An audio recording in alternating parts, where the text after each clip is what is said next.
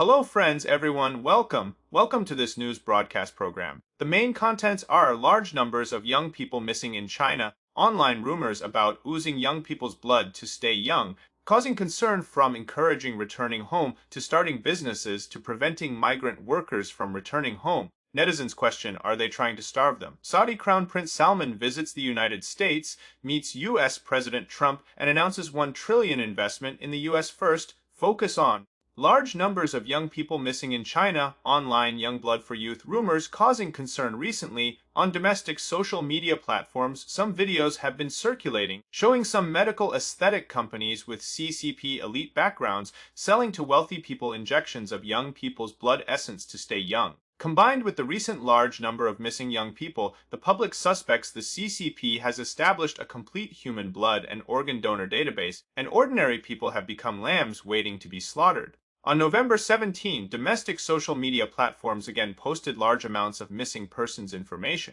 According to incomplete statistics from November 1 to November 11, in 10 days, at least 57 people went missing, including children and adults, but mostly teenagers. Last month, a dense list of missing people also circulated online. The youngest was only 5 years old. According to the 2020 China Missing Persons White Paper, in 2020, China had 1 million missing person cases, but very few were successfully found. The real number of missing people is said to be much larger. Mr. Mai, who once worked in the CCP Public Security Bureau Enforcement Center, recently told overseas media Epoch Times that missing Chinese teenagers can be tracked using big data, but authorities do not allow checking, because they are basically harvested for organs, and the government is leading it. On November 14, a video on Overseas X platform promoting blood replacement medical treatment to wealthy people went viral, attracting wide attention. The woman in the video claimed that using a large amount of 17 to 21-year-old teenagers' blood microvesicles for replacement can inject many young functional proteins into one person, delaying aging. The woman said this technology was developed by the national team, has CCP official approval, but is not available to the public, only used in their own hospitals. She also said they acquired a listed blood products pharmaceutical company worth over $1 trillion yuan. The hospital she works for is backed by a well-known Chinese group, and they can even perform organ transplants. Experts suspect the CCP has long established a complete human blood and organ donor database. Next, focus on from encouraging returning home for business to preventing migrant workers from returning. Netizens question, are they going to starve them? China's economy has been declining in recent years, infrastructure is shrinking, many factories are closing, and more migrant workers cannot find work. The CCP initially encouraged migrant workers to return home for entrepreneurship, but recently said they must prevent large-scale returning home and staying home, raising wide doubts. Are they trying to starve migrant workers in cities?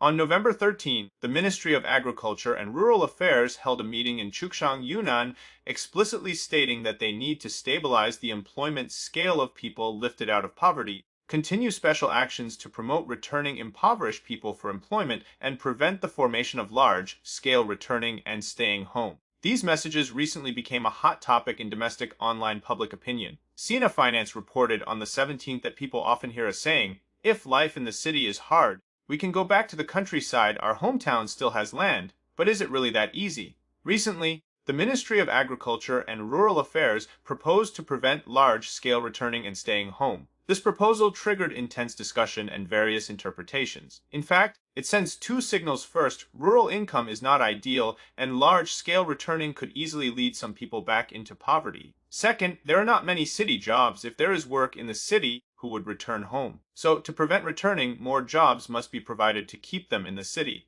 Honestly, farmers really have it hard. They go to cities to work because farming in their hometown earns little. Now, life in the city is hard, and returning home seems not so easy. The WeChat account, Luweishu Quinoa, posted on the 17th asking why, from 1978 to recent years, did migrant workers rarely return home due to lack of work, but recently it happens. Foreign companies leaving and private enterprises shrinking caused migrant workers to lose their livelihoods.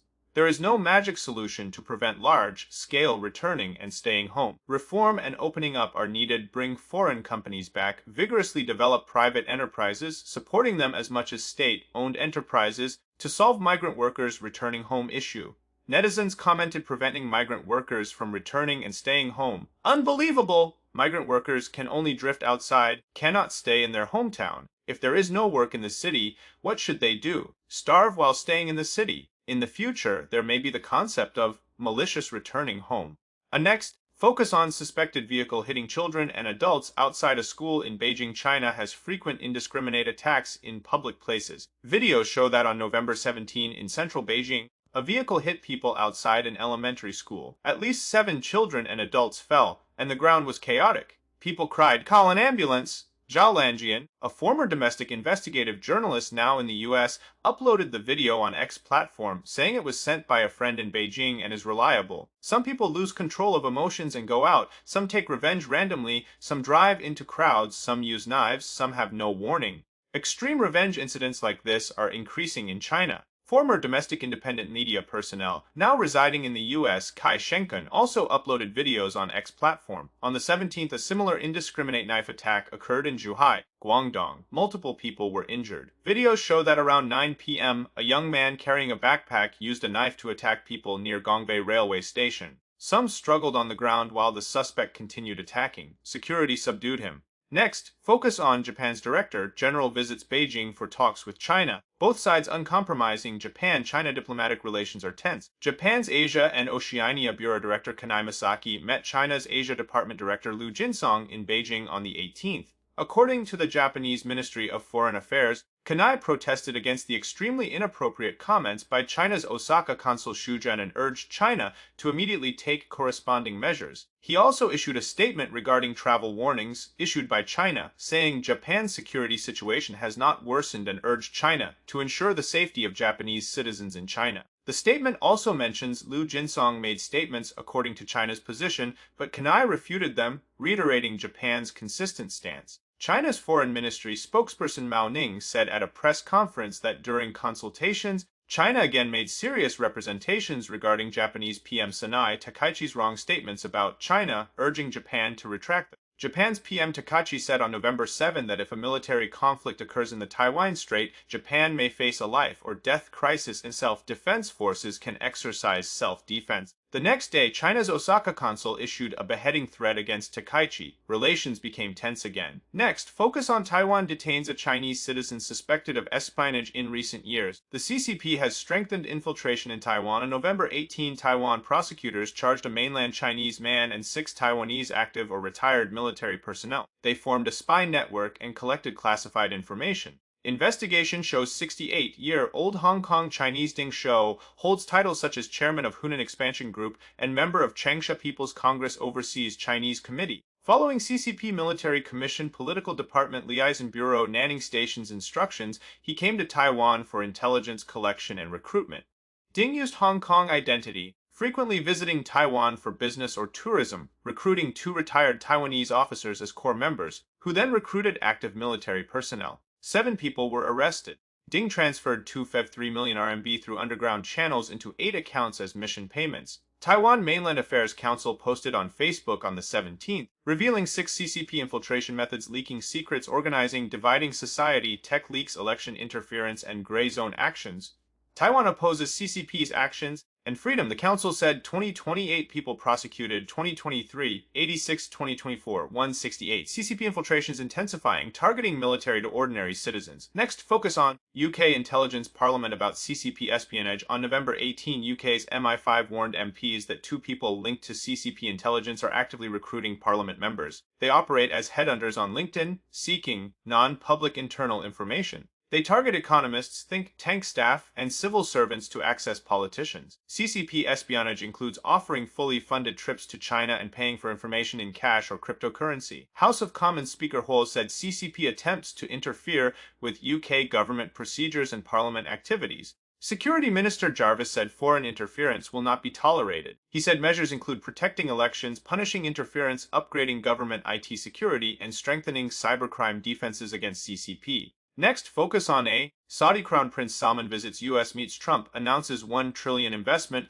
On November 18, President Trump met Saudi Crown Prince Mohammed bin Salman at the White House. Salman announced increasing U.S. investment to $1 trillion, and Trump said Saudi Arabia will buy F-35 fighter jets. Trump held a grand welcome ceremony on the White House South Lawn. Salman said the investment will help U.S. factories and Wall Street creating jobs. Salman said U.S.-Saudi relations in politics, economy, security, and military are very important. This visit opens a new chapter. Trump said Saudi Arabia will buy F-35s from Lockheed Martin. If finalized, Saudi Arabia will be the first Arab country in the F-35 program. Finally, focus on UN Security Council to form Gaza Peace Committee. Trump as chairman on November 17. UN Security Council passed a resolution to form the UN Gaza Peace Committee, leading Gaza's transitional management, chaired by Trump. Trump posted on Truth Social congratulating all countries. He said the vote is remarkable and the committee will include world's most influential leaders. Specific members will be announced in the coming weeks. Trump said this is one of the most important UN resolutions,